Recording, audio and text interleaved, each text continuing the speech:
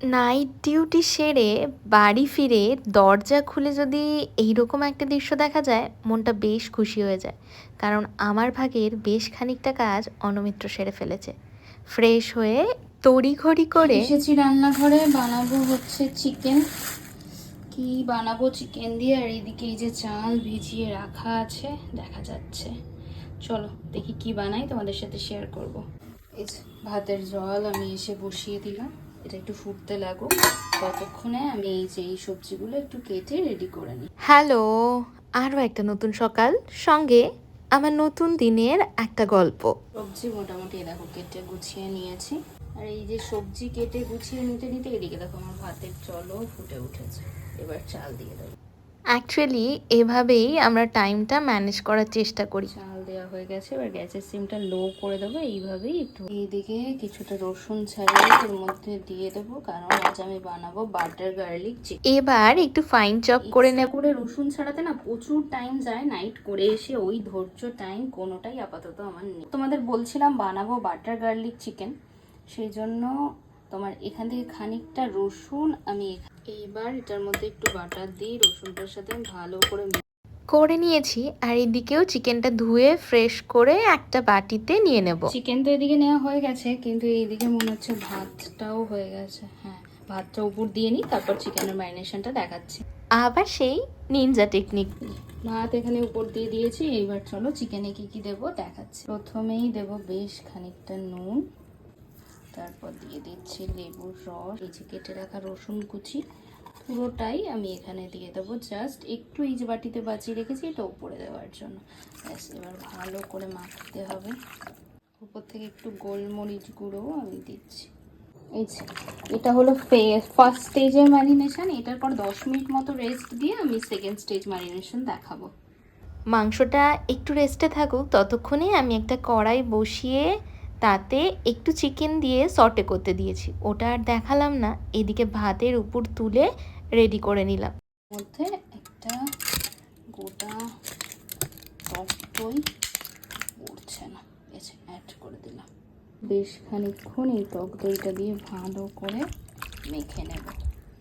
এই দেখো একদম ঝুরঝুরে ভাত, এই চালটা দিয়ে আমরা ভাত খাই, সেই চালটারই বানিয়েছি আমি। এক্সট্রা করে বাসমতি রাইস টাইস কিছু দিইনি, তোমরা চাইলে তোমাদের বাসমতি রাইসটাই ইউজ করতে পারো।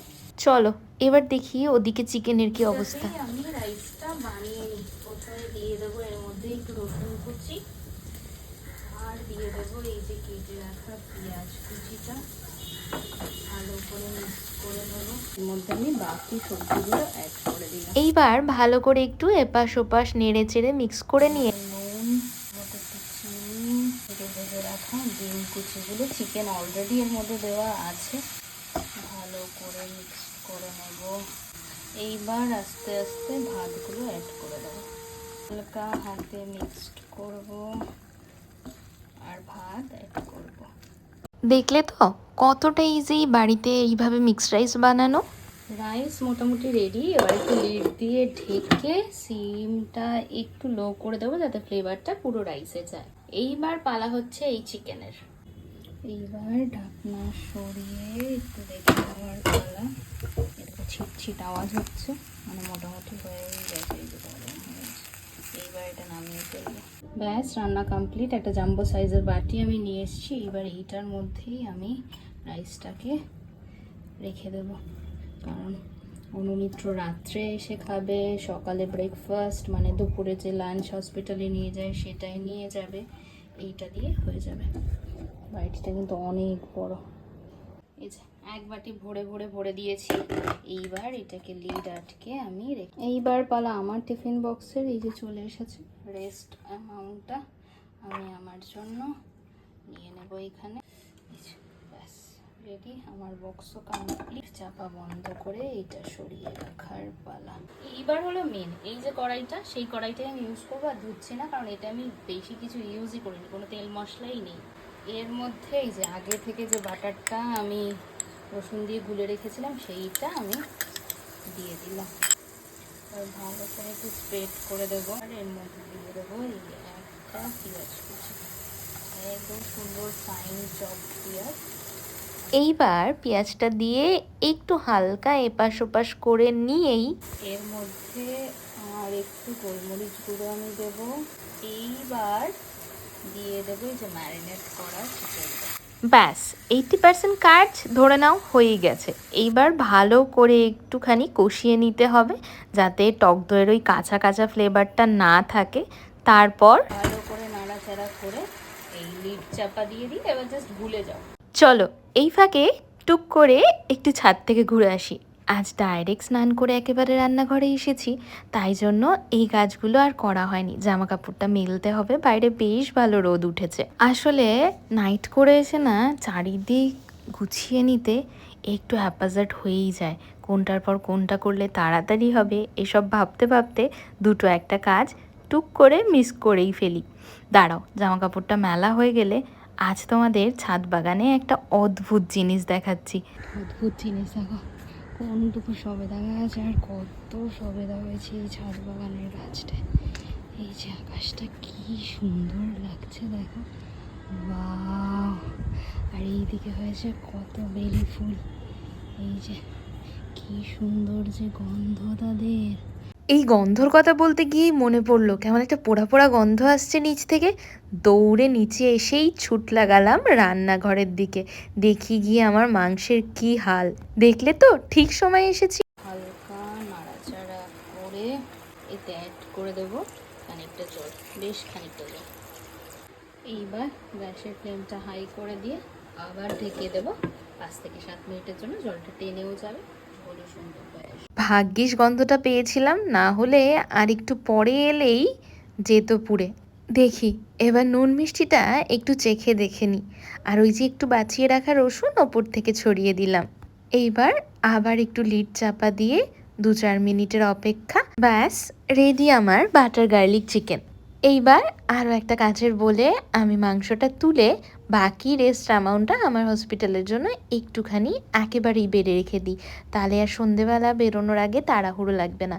আর বাড়িতে খাবার না আমি ফ্রিজে স্টোর করার ক্ষেত্রে এইরকম গ্লাস কন্টেনার ইউজ করি, তাতে কি হয় খাবারটা বেশ কয়েকদিন ভালো থাকে আর কোনো রকম গন্ধ হয় না। কি এবার ভাবছো তো এই ভাতটা আবার কিসের? আসলে নাইট করে ফিরে সকাল সকালই ফ্রাইড রাইস চিকেন এসব খেতে ভালো লাগে না, তাই একটু সেদ্ধ ভাত বসালাম, ওইটা আমি দুপুরে খেয়ে নেবো। আর এই দিকে সব একটু ঠান্ডা হতে রেখে দিয়েছি, এরপর ফ্রিজে ঢুকিয়ে দেবো। চলো এবার ঘরে গিয়ে দেখি।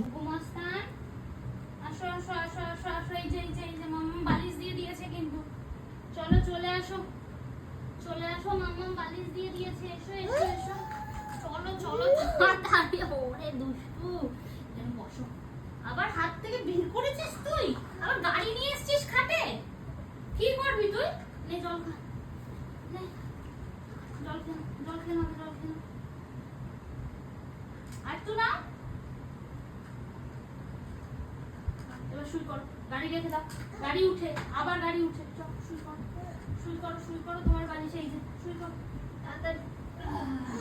আমিও শুই করবো, দাও এটা রেখে দিই, এটা পাশে রেখে দাও, এটা এখানে রেখে দাও, এখানে রেখে দাও, রেখে দাও, রেখে দাও, চলো না না শোনো, এইদিকে একটা কথা শোনো, আমার কথা শোনো। আচ্ছা ঘুম থেকে উঠে আবার খেলু করবে, শোন আমার কিন্তু আজকে নাইট ডিউটি আছে, আমি কিন্তু নাইটে চলে যাব, তোমাকে কিন্তু বাবার কাছে আর দিদুনের কাছে থাকতে হবে। শোনো আমার কথা শোনো, শোনো তুমি নো কেন নো বললে হয় বাবা, যেতে হবে না। শোনো আমার কথা শোনো, তুমি চুপটি করে লক্ষ্মী সোনার মতো আমার কথা শোনো।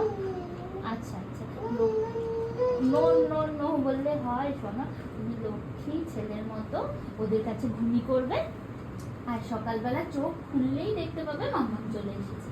মাম্মাম তাড়াতাড়ি তাড়াতাড়ি করে চলে আসবে গুরু বাবার জন্য, হ্যাঁ?